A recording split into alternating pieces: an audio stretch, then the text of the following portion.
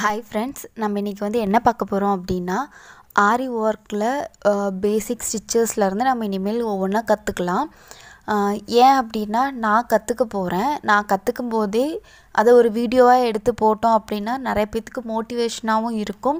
அதை யூஸ் பண்ணி நிறைய பேர் கற்றுக்கலாம் அப்படின்னு சொல்லிட்டு என்னோட சேர்ந்து கற்றுக்க ஆரம்பிக்கலாம். நான் வந்து ஒரு வீடியோ பார்த்து தான் கற்றுக்கிட்டு இருக்கேன். கிளாஸ் தனியாக நான் போகலை. இப்போது ஒரு 3 வீக்ஸாக நான் வந்து ப்ராக்டிஸ் பண்ணிகிட்ருக்கேன். ஸோ எனக்கு இப்போ கொஞ்சம் ஈஸியாக இருக்குது.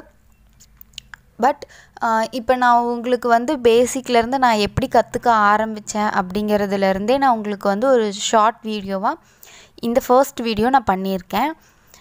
இதுக்கப்புறம் போடுறது எல்லாமே, அதாவது நம்ம செயின் ஸ்டிச் தாண்டினதுக்கப்புறம் நான் போடக்கூடிய வீடியோஸில் வரக்கூடிய ஸ்டிச்சஸ் எல்லாமே நான் புதுசாக கற்றுக்க போகிறது தான்.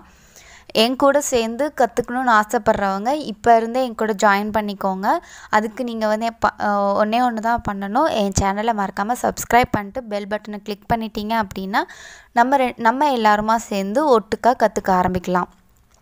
ஃபர்ஸ்ட் நான் வந்து எம்டியாக எந்த த்ரெட்டும் இல்லாமல் எந்த ஒரு நூலும் யூஸ் பண்ணாமையே நான் வெறும் நீடில் ப்ராக்டிஸ் மட்டும்தான் பண்ணிகிட்ருந்தேன். அப்போ எனக்கு ரொம்ப கஷ்டமாக இருந்துச்சு. நான் அதுக்கப்புறம் விட்டுட்டேன். தென் ஒரு 1 or 2 monthsக்கு அப்புறம் நான் வந்து மறுபடியும் ஓகேன்ட்டு சும்மா தோணுச்சுன்ட்டு மறுபடியும் எடுத்து பண்ணிகிட்ருந்தேன். அப்போது ஃபஸ்ட்டை விட கொஞ்சம் ஈஸியாக இருந்தது. அண்டு அப்படியே கொஞ்சம் கொஞ்சமாக இடையில எனக்கு வந்து அப்போ ஸ்டிச்சஸ் போடுறதுக்கு இல்லையா, அதனால எனக்கு அதில் கொஞ்சம் இன்ட்ரெஸ்ட் இல்லாமையே இருந்துச்சு. பட் வீட்டில் சொல்கிறாங்க அப்படிங்கிறதுக்காக நான் கற்றுக்கலாம் அப்படின்னு சொல்லிட்டு நான் நினச்சேன். அதுக்கப்புறமா தான் ஓகே நம்ம த்ரெட்டை யூஸ் பண்ணலாம் அப்படின்னு சொல்லிட்டு கொஞ்சம் கொஞ்சமாக இதையும் நானே பண்ணிகிட்ருந்தேன். அப்புறம்தான் எனக்கு நம்ம நிறைய யூடியூப்பில் பார்க்குறோம், ஏன் நம்ம ஒரு வீடியோஸை பார்த்து நம்ம அதை கற்றுக்கக்கூடாது அப்படின்னு சொல்லிட்டு தான் நான் நிறைய வீடியோஸ் எல்லாம் நிறைய பேர்த்து பார்த்தேன்.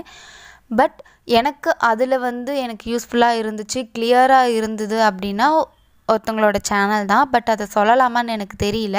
ஸோ நான் சொல்லலை. அவங்களோட வீடியோஸை நான் ரெகுலராக ஃபாலோ பண்ணேன்.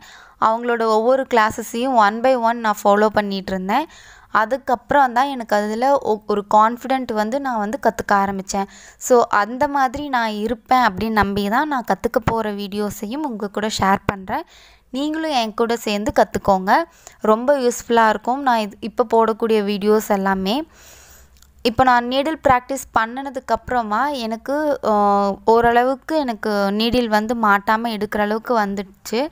அதுக்கப்புறமா தான் நான் வந்து இந்த மாதிரி நார்மல் ஸ்விங் த்ரெட் வச்சு தான் ஃபர்ஸ்ட்டு நான் போட்டேன்.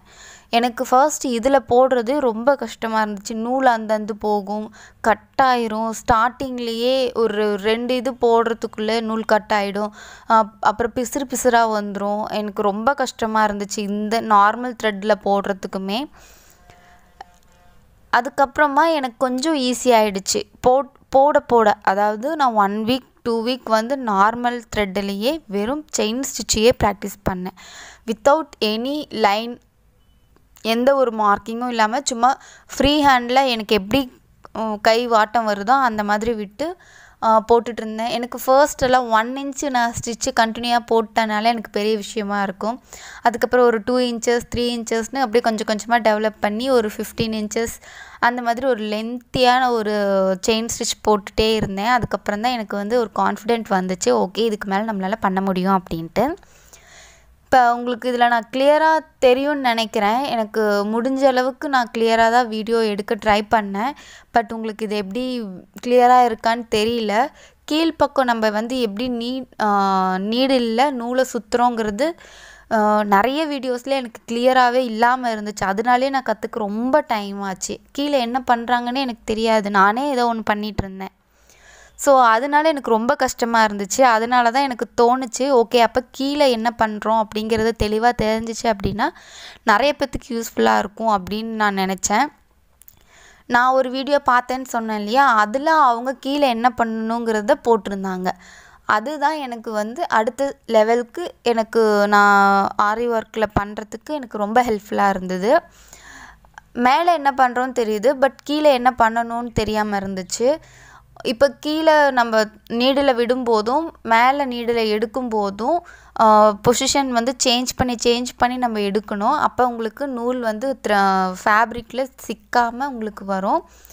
அண்ட் நூலை கீழே சுற்றுறதுமே பார்த்திங்கன்னா நீடிலோட டைரக்ஷனுக்கும் உங்களோட கைவாட்டத்துக்கும் ஏற்ற மாதிரி நீங்கள் சுற்றணும். நான் இதில் நாட் போட்டு ஃபினிஷ் பண்ணியிருக்கேன். பட் உங்களுக்கு வந்து நாட் எப்படி போடணுங்கிறது டவுட்டாக இருந்துச்சுன்னா கமெண்ட்டில் சொல்லுங்கள். நான் உங்களுக்கு நாட் போடுறது மட்டும் தனியாக தெளிவாக ஒரு வீடியோ எடுத்து போடுறேன். நாட் வந்து நான் கற்றுக்கிறதுக்கு நான் ரொம்பவே கஷ்டப்பட்டேன். நாட் கற்றுக்கிறதுக்கு மட்டும் எனக்கு 1 வீக் ஆச்சு. ஸ்டிச்சஸை விட எனக்கு நாட் தான் ரொம்ப கஷ்டமாக இருந்துச்சு. அதனால உங்களுக்கு நாட்டில் ஏதாச்சும் டவுட் இருந்துச்சு அப்படின்னா கமெண்ட்டில் சொல்லுங்கள். நான் உங்களுக்கு நாட்டுக்கு மட்டும் தனியாக ஒரு வீடியோ போடுறேன். தென் நீங்கள் ப்ராக்டிஸ் பண்ணும்போது 1 வீக் இந்த மாதிரி ஸ்ட்ரெயிட் லைனை ப்ராக்டிஸ் பண்ணுங்கள். அண்ட் தென் இந்த மாதிரி ஷேப்பில் போட்டு வச்சுட்டு அதை 1 வீக் பண்ணுங்கள். இந்த ஷேப்பில் போட்டு 1 வீக் பண்ணிங்கன்னா உங்களுக்கு நீடில் டைரக்ஷன் எல்லா பக்கமும் உங்களுக்கு ப்ராக்டிஸ் ஆகும். நம்ம சேனலை மறக்காமல் சப்ஸ்கிரைப் பண்ணிவிடுங்க. பக்கத்துலேயே ஒரு பெல் ஐக்கான் இருக்கும், அதையும் கிளிக் பண்ணிவிடுங்க.